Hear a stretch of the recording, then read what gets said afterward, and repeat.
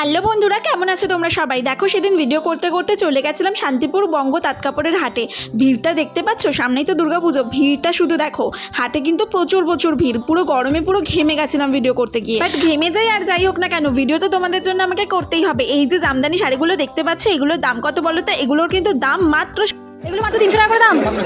মাত্র 300 টাকা করে। দেখো, এত সুন্দর সুন্দর শাড়ি পেয়ে যাচ্ছ, এত সুন্দর সুন্দর শাড়ি মাত্র 300 টাকা করে দাম। বাহ, কি সুন্দর শাড়িটা, মাত্র 300 টাকা দাম। কালার অপশন তো প্রচুর প্রচুর আছে এখানে। দেখো কালার অপশন দেখো কত কত পেয়ে যাবে।